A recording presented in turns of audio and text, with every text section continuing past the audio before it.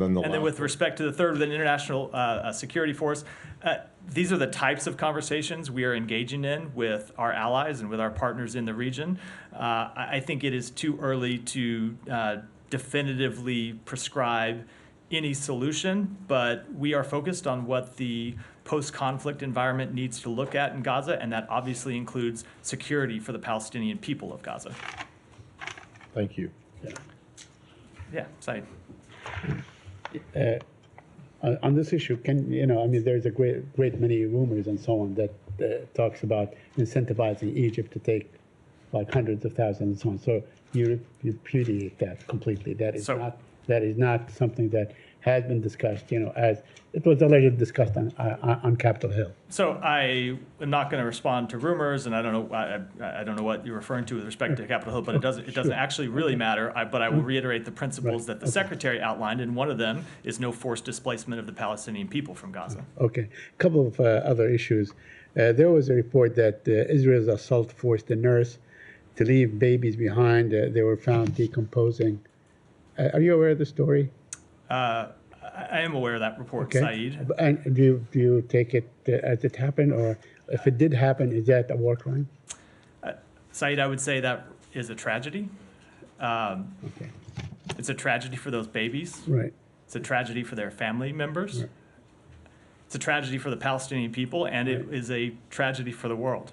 Okay. And it is why we have made clear that far too many Palestinians have been killed in this conflict, and that, of course, includes far too many Palestinian children and, of course, Palestinian babies. And it is why we have taken every measure we could to speak loudly and clearly to the government of Israel that it needs to do everything it can to minimize civilian harm, and it's why we have worked to try and move humanitarian assistance in. And it is also why I will say we have said that Hamas should stop hiding its fighters in hospitals. I'm talking about this particular incident. I know.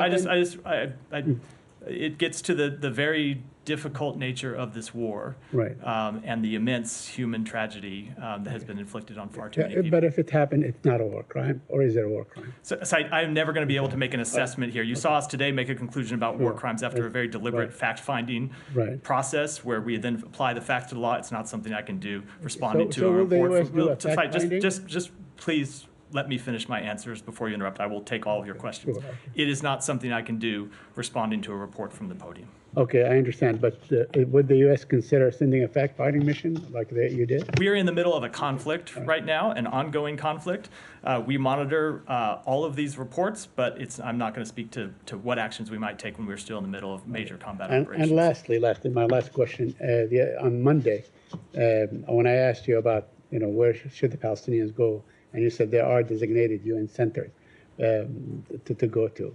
Well, apparently the spokesperson for the United Nations, Stefan Dujarric, whom you know, repudiated that yesterday, or refuted that. He said, let's be clear, there are no UN designated safe zones in Gaza. I think all my senior colleagues have been very clear, including the Secretary General, saying there are no safe places in Gaza.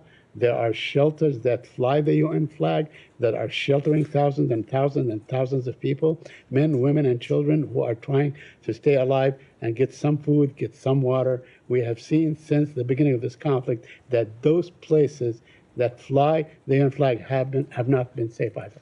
You comment on that? So I will say, first of all, I did not say that there were safe zones. That is a very different concept. You said Saeed, again, can we just establish a ground rule that I won't interrupt you and you won't interrupt me? Okay.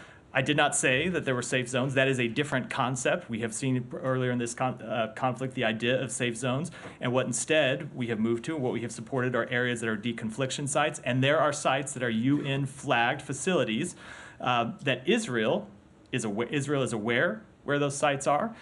Israel has placed them on deconfliction lists, and Israel is not supposed to target those sites. That is what I was referring to. We continue to support people moving to those sites where they can be safe from harm. But again, we recognize the very difficult situation on the ground and the very difficult choices that many Palestinian civilians are having to make every day.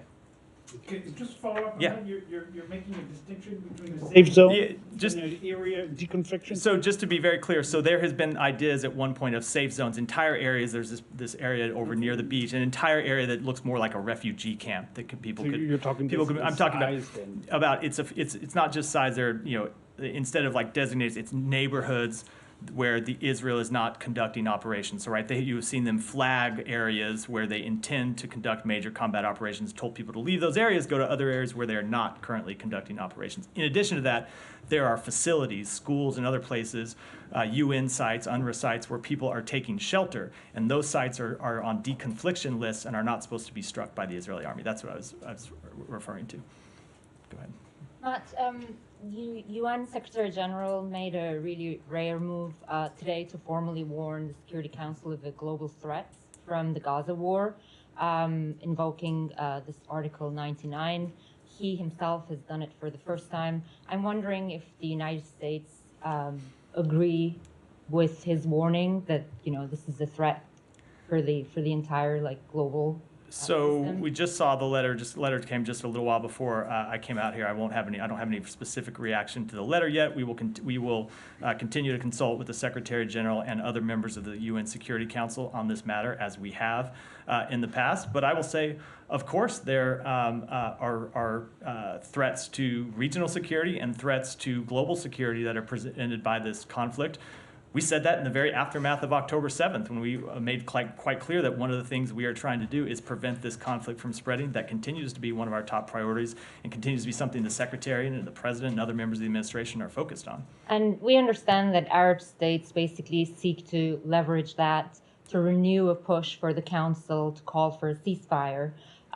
We do know U.S. position on the ceasefire, but I just want to ask you again whether there is any change on that, if they go for a resolution calling for that. So I will not speak to any resolution that hasn't yet been introduced, because we obviously want to look at the text of that and engage in consultations before we made a decision about how we might exercise our vote in the Security Council.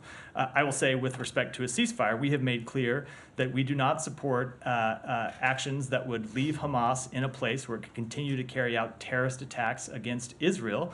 We've also been clear that we support humanitarian pauses, especially if those humanitarian pauses can allow hostages to come out. The 7-day pause was incredibly successful with getting hostages out, with getting increased levels of aid in, and most importantly, or I shouldn't say most importantly, but equally importantly, allowing civilians in Gaza to move out of harm's way and move from one area to another. And we think pauses are important, and pauses should continue, and we would support further pauses. Right.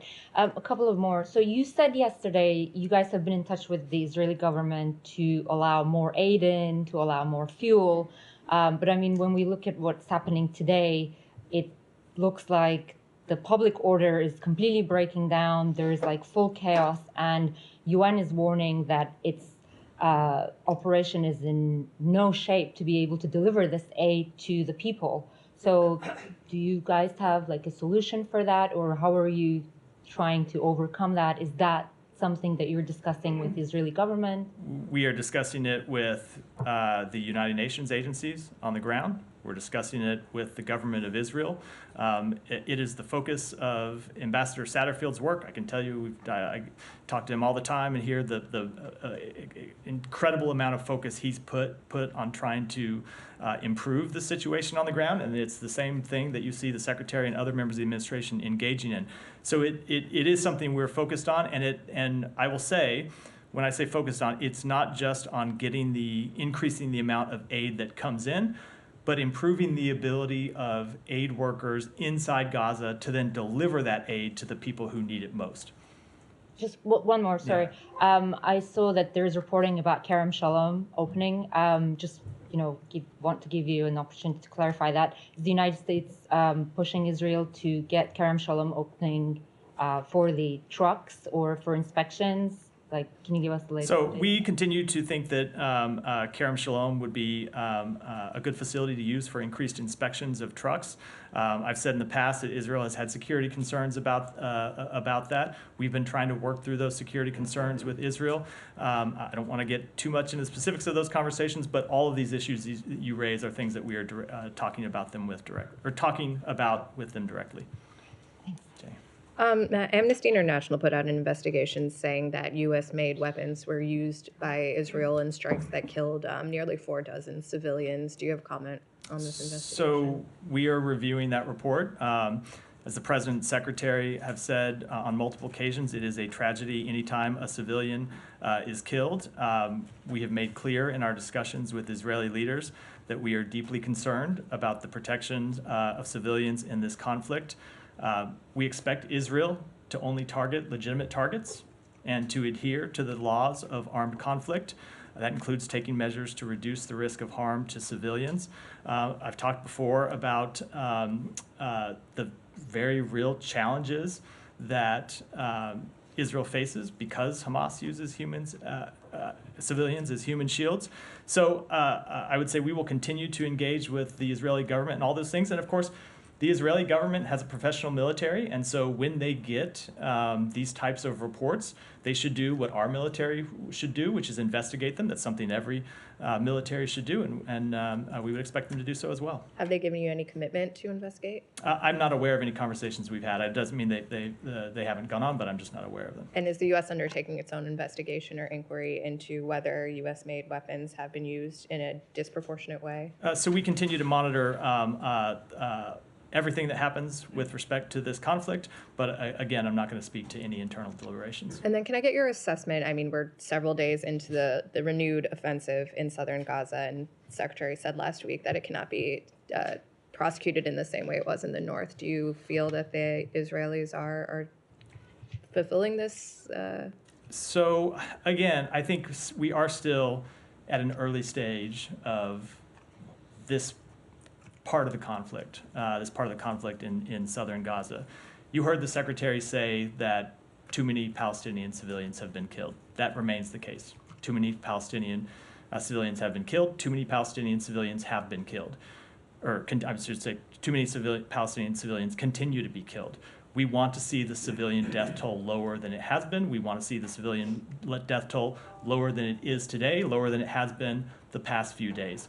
Again, this is a good component of this is the problem presented by Hamas embedding in civilian sites in Khan Yunis, just as it did in Gaza City.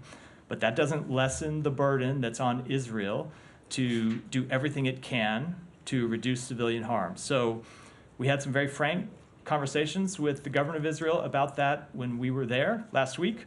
We continue to have very frank discussions with them about this question, and I think I'll leave it at that. Yeah, go ahead. Yesterday, Matt, I had asked you about if state was aware of any reports or emerging evidence of Americans being sexually assaulted by Hamas on October 7th, as there are claims that many Israeli women were. You said you weren't aware of reports. Can you say anything about, we heard from the Attorney General a few minutes ago that they're now investigating Hamas war crimes. Do you know if that will include, looking at potential sexual crimes as well, or is state still following that? I think I should defer to the Department of Justice to speak to its investigations and what they may or may not include. I know that you don't comment on university campus level goings on, but yesterday a group of Ivy League presidents on Capitol Hill in sworn testimony declined to condemn calls by their own students for the killing of Jews. I'm wondering if, more broadly speaking, outside of college campuses and universities, if the State Department has a position on calling for the murder of Jews. Is that something that the department considers anti-Semitic? Yeah, absolutely. You're right. When it comes to matters inside the United States, there are many agencies inside this government that would comment on it, but that is not the remit of the State Department. But obviously, calling for the murder of Jews is anti-Semitic. It's horrific. We have a special envoy here dedicated to combating anti-Semitism around the world. In addition, you've seen the Secretary speak about this and call it out, as I have from this podium, and we will continue to do that. So you would oppose the calling of the murder of anyone, right? Absolutely. Not just Yeah, Jews. yes, I mean, quite obviously. Yes. One last question, if I may. Quite a few localized menorah lighting celebrations ahead of the start of Hanukkah tomorrow have been canceled by local officials, citing threats from pro-Palestinian protesters that are scheduled for the area. Now, in California, Gavin Newsom has canceled some kind of a Christmas tree lighting ceremony as well. I'm wondering if the State Department has concerns about the impact of the war in Gaza and the political fallings out, on religious freedom for Americans ahead of the holidays. So let me just say that when it comes to the specific incidents you cite, I think I will defer to the Department of Homeland Security, maybe to the Federal Bureau of Investigation for comment on those, as those are obviously local matters inside the United States. But I will say that generally we have seen a rise in anti-Semitism around the world. Since October 7th, we have seen a rise in Islamophobia around the world since October 7th, and we will continue to do everything in our power to call that out when we see it, to make clear it is objectionable, and to align our policies to fight it wherever we can. Thanks. Leon, go ahead. If I may come back to Sudan, I have a hard time understanding. You've taken months to make the determination that there were war crimes and even crimes against humanity regarding the FSR forces. And you come out and give the statement and all that, but you don't announce any sanctions. And you haven't, the sanctions that have been in place have not hit the highest level. So I have a hard time understanding how at the same time you come out, make the determination, and don't come with something more forceful in terms of sanctions. And then aside from that, just if you know, are there any, as of now, are there any ongoing talks? There were the Jeddah talks, but that was months ago or what have you. Is there anything ongoing in terms of U.S. involvement with the two parties? So I will say we have imposed sanctions in the past, and just because we are not announcing sanctions today does not mean we will not impose additional measures in the future. I will also say I think it's important that the United States speak with moral clarity about what we see happening and what we can document, and that's what we've done here. And we think there's real value in that, and we'll continue to do it. And then I'll say with respect to the talks in Jeddah broke down because both parties, the SAF and RSF, repeatedly refused to adhere to the commitments that they made at those talks. So what we will do is continue to work with our partners in the region to make clear that there can be no military solution to this conflict, to make clear that civilians continue to suffer multiple atrocities, and to try to continue to work with our partners in the region to bring an end to the conflict. But ultimately, that takes the two parties coming to the table, and not just coming to the table, but adhering to the commitments that they make, and so far that they have been simply unwilling to do that. So right now there are no talks whatsoever? There are no talks whatsoever, but we would always support talks that would lead to an actual breakthrough, and as I said, the parties adhering to the commitments that they make. Michelle. Yeah. Israeli Defense Minister has said today to mayors and heads of councils located in the border with Lebanon that their communities will not be returned home until Hezbollah is driven north of the Litani River. He added that the best option for Israel is to reach a diplomatic solution or arrangement. If it doesn't succeed, Israel will act with all the means at its disposal to push Hezbollah by military actions.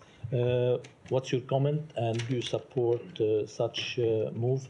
So I will say that one of the things that we have made clear from the beginning is that we don't want to see this conflict expand, and that includes expanding to the north of Israel. We do not want to see increased military activity between Israel and Hezbollah in northern Israel.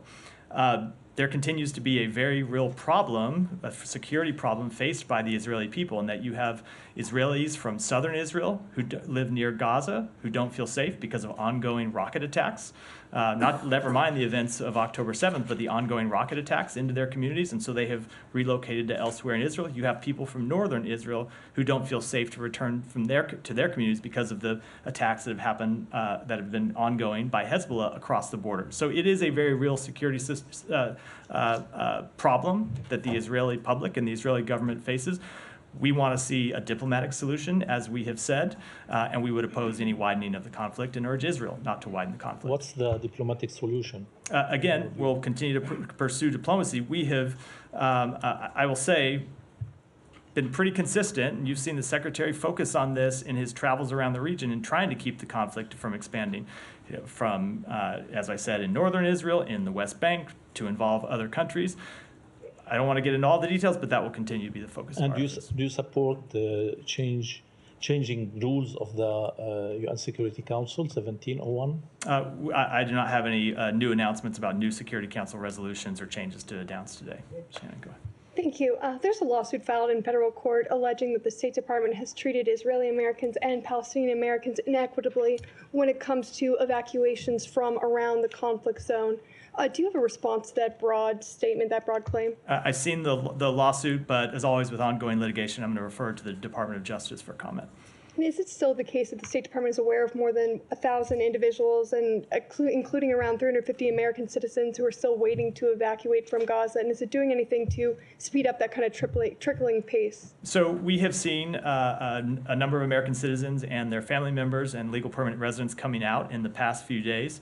We now have gotten over 1,100 American citizens and family members out through Rafah, and we continue to work with the government of Israel, with the government of Egypt, to try to get more Americans out. We have a number of Americans who are on the list, who are cleared to leave, who have not yet left.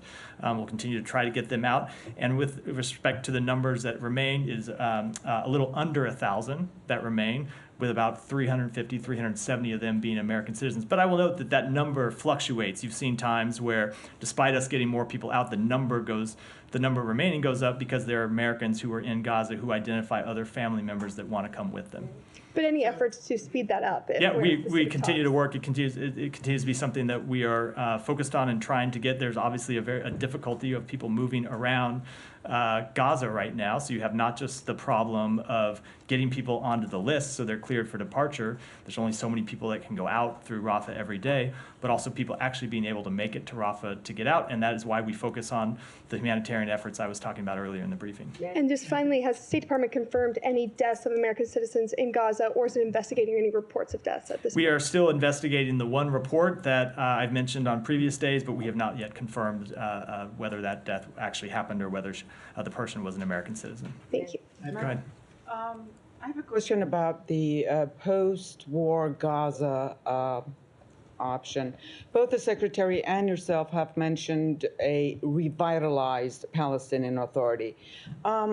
What's expected of the PA in that context? Could you explain what? There are a number of additional measures that we think the Palestinian Authority could take in terms of cracking down on corruption, in terms of increased engagement with civil society. We had a very open discussion with this, or I should say the Secretary had a very open discussion about this with President Abbas when he was in the West Bank next week. And in addition to that, revitalizing and increasing the capability of the PA's security forces. If you envision in the post-conflict environment, as we do, Gaza and West Bank that are united under Palestinian Authority leadership, you would need to see an increase in the capability of the PA's security forces. So it's those types of reforms and increases in capabilities that we have in mind. Okay, I have a question on Iran as well, if there's no other. Go ahead. No, okay, people thanks. can still we can come back. It's not a it's not a hard turn. We don't. In response to a class action suit in Iran with regards to the elimination of the former Quds commander, Qasem Soleimani, a court has decided that the U.S. should pay $5 billion. Any comments? Yeah, we don't have any reason to believe these are legitimate proceedings. The Iranian judicial system is widely regarded to be lacking any independence from the Iranian regime. So I don't have any comment on this specific verdict. We obviously don't have any people participating in judicial proceedings inside Iran, but the United States will continue to do everything that's necessary to protect our people and our interests. Matthew? Yeah, go ahead. I'll come back to you, Janet. Go ahead. Thank you. Do you have anything to say on the Secretary's meeting with the members of Arab League and the Organization of Islamic Cooperation on Friday? what does the secretary expect from the meeting, and what message he has, especially in response to their call for a ceasefire? So I don't want to telegraph too much of that about that meeting 2 days before it happens, but obviously these are counterparts with which he has had a number of engagements since October 7th. You've seen him in both in his trips to the region and at a meeting in New York, engage with counterparts in the region, as well as a number of phone calls that we've read out the specifics of over the past 2 months. So he will continue to engage with them about what we can do to get increased humanitarian assistance in. He'll continue to engage with them about how we can get hostages out. He will, of course, want to talk about the end of the conflict and lay out the principles that he laid out in Tokyo, as he did in a meeting he had in Dubai, and continue to talk with them about how we can move forward, prevent this conflict from widening, and ultimately find a solution in the long term that leads to the establishment of an independent Palestinian state. Yeah, thank you. Going back to the Iranian sanctions, Russia and Iran signed a declaration to counter the Western and also the U.S. sanctions. Does that declaration concerns you? Do you believe that this would have any impacts on your sanctions on both countries when we are talking about both conflicts in Gaza and Ukraine?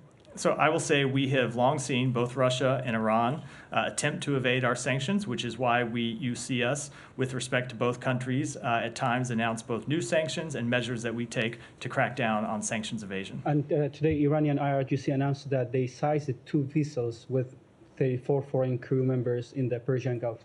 Do you have any reaction and comments on that? And That do you they, think that, I'm sorry, that they what? That the Iranian IRGC, Revolutionary Guard Corps, they announced today they seized 2 vessels with 34 foreign crew members. Then do you have any comment and reaction to that? And do you think that the Iranian taking advantage of the situation in the Middle East? So we have seen them, I don't have any specific reaction to that report, but we have seen them continue to try to take advantage of instability and try to foment additional instability, which is why we have been quite clear with the Iranian government that they shouldn't do anything to add to instability in the region. It's why we've been quite clear with our partners in the region, anyone that can get messages to Iran, that they should deliver that message very clearly, and why you've seen us take steps to protect our interests in the region. If I may ask the last question, going back to a very old question in this room, are you still looking to go back to the JCPOA through diplomatic with Iran, or can you call the JCPOA a dead deal now? I certainly don't see that on the table. Go ahead. Danny, go ahead. Thank you. Thank you. 2 questions on Russia, North Korea, and South Korea. It was reported that the North Korea transshipped 10,000 containers to Russia yesterday. And why can't the United States stop North Korea's weapons from continuing to be supplied to Russia? So we have made clear that we oppose the transfer of additional weapons from North Korea to Russia and oppose the transfer of weapons from Russia to North Korea. We have imposed sanctions on both of these countries, of course. When it comes to Russia supplying North Korea, not the issue you asked about, but the reverse side of this trade, we've made clear that it violates multiple United Nations Security Council resolutions, and we will continue to take actions to hold both of those countries accountable. Follow up one more question, and Russian President Putin wanted to restore relations with South Korea, and saying it depends entirely on South Korea. Do you think this is Putin's strategy to create a rift in U.S. and South Korea relations, or other? I don't think I have any. I just don't think I have any comment on that. Alex, go ahead. Thank you, Matt. Speak to the Secretary's level of alarm following yesterday's interactions on the Hill. The reports that some senators, left the briefing, and I'm also asking because the Secretary just noted in his statement that today's package will, he mentioned, be one of the last security assistance packages we can provide to Ukraine without congressional approval. Can you unpack it, please, for us? I think the Secretary found it to be a frank and candid exchange of views on the Hill, mostly between members of the Senate, not involving the administration. But as we made clear in the statement we issued today about the drawdown package, we have nearly exhausted the available security assistance that is available to Ukraine. It is urgent that Congress act to support Ukraine. It is urgent that Congress act to support democracy. The president spoke to this today. We continue to watch the actions on Capitol Hill, continue to watch the negotiations over things that are unrelated to support for Ukraine. You saw the president speak to this today and talk about how the plan that he has laid out with respect to border security. It's not an issue that the State Department deals with. I will just say from our perspective, it is an urgent priority to stand with Ukraine, especially as we enter this difficult winter when we know we will see increased Russian attacks. For those of us who cover this U.S. foreign policy for foreign audience who don't necessarily follow U.S. domestic policy, are we in the still zone of your normal sausage-making process, or things are out of control? I just don't think I want to play pundit from this podium. That's for other people to do. Sean, if you don't mind. Go ahead. The following today's meetings, do you have anything for me? What's your level of concerns about the relationship? As the Secretary posted that he shared ideas for deepening bilateral cooperation and supporting peace, stability, prosperity in the region. I mean, that one sentence is doing a great deal of heaven. I haven't spoken to Assistant Secretary O'Brien since the conclusion of that meeting, or had a detailed readout of it, so I don't have anything to add. Go ahead. Thank you. One question about the Abraham Accord and the normalization between Saudi Arabia and Israel. Do you think, or the State Department thinks, that diplomatic relationship is almost dead? There is no any possibility that Saudi Arabia normalizes its relationship with Israel, or there is a possibility? My first question. Then, if you allow me, I will ask. Go ahead and ask the second one. The second one is that there are some reports and concerns that since the war broke between Israel and Hamas, some terrorist groups that belong to Al-Qaeda and some other groups moved out to some safe place that they think it's safe, like Afghanistan, to launch potentially some attacks against the U.S. interest in the region. So I just wanted to... These are reports that people moved from where? So from the Arab countries. Oh, from the Arab... yes. So I don't have any specific comment on that. Obviously, we take any threats to our forces very seriously. We take any threats to our interests very seriously, and we'll take whatever steps we need to protect our forces overseas and our interests. With respect to your first question, which I then forgot, remind me what it is. It was the relationship between Saudi Arabia. Oh, yeah, Saudi, yeah, of course, the normalization question. So, look, we have made quite clear that we think further integration between Israel and its neighbors is in the long-term security interests of the region. It's in the long-term economic interests of the region. It would further peace and stability. But it's also no substitute for the establishment of an independent Palestinian state. So at the end of this conflict, you are going to see the United States focus, and we've already started conversations about this, not just on what the post-conflict period looks like, but trying to get on a path to the establishment of an independent Palestinian state. And hopefully, along with the establishment of an independent Palestinian state, would come further integration between Israel and its neighbors. We think those are both very important things that would be good for countries in the region and good for the entire world. Let me go to someone in the back. Well, I'll come to you next. Go ahead, Michelle. Do you have any comments on President Putin's visit to Saudi Arabia and the UAE? I don't. Go ahead, in the back. I know that the strategic dialogue between United States and Belarus and democratic movement started today, so my question will be about Belarus. Yesterday, U.S. put some new sanctions on Lukashenko's, on so-called President Lukashenko's wallets.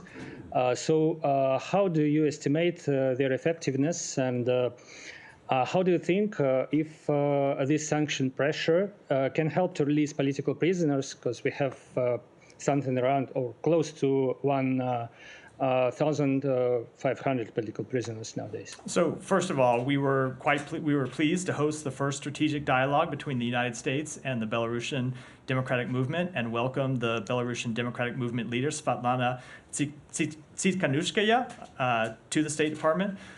With respect to sanctions, yesterday, as you referenced, the Treasury's Office of Foreign Assets Control imposed sanctions on 19 individuals and entities that generate revenue to support the Lukashenko regime, that operate in the Belarusian military sector and facilitate Russia's war of aggression against Ukraine. This action is the most recent step in our efforts to promote accountability for the Lukashenko regime's abuses in Belarus and around the world. And our message to Lukashenko and to those carrying out his repressions has been clear and consistent. We are willing to talk about changing our policies, easing sanctions, and improving our relations when the regime releases all of its political prisoners, stops its repression of the Belarusian people, and ends its complicity in Russia's war against Ukraine. Go ahead over here, and then we're going to. Thank you very much, Matt. Thank you very much, Matt. Former Prime Minister of Pakistan appeared in the court after many months. For the first time, he interacted with the media as well. And in his court hearing, he said that during his trial, he's going to summon the U.S. Official to testify as well with regard to his cipher. Will the U.S. be willing to send an official there or no? I had a feeling this question would be about the cipher.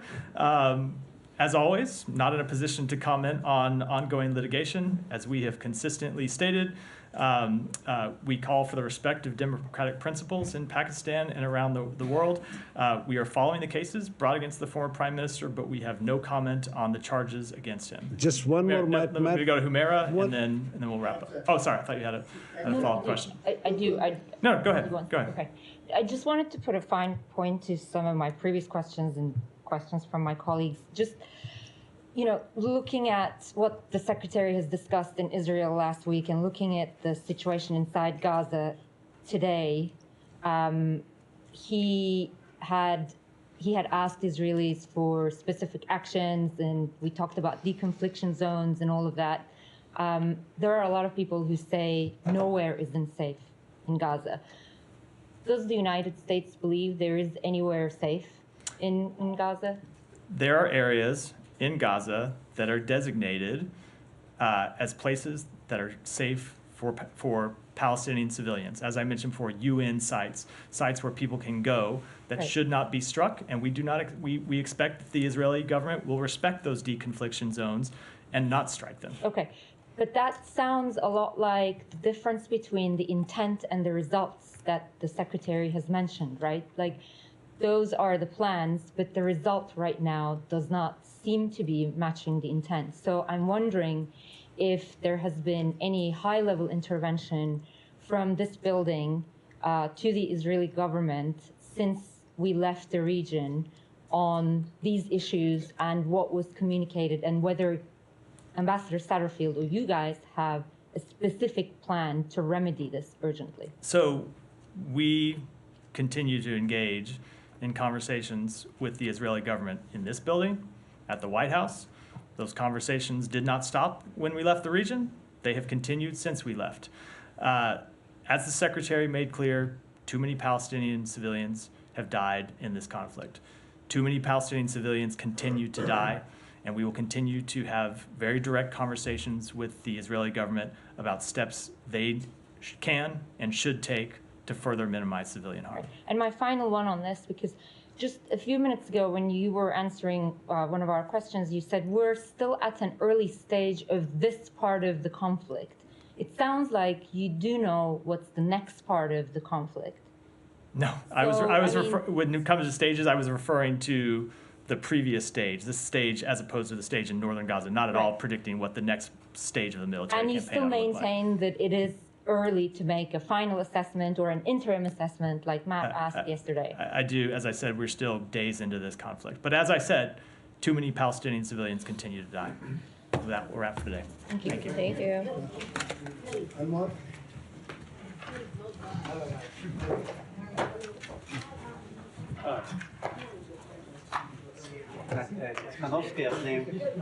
you.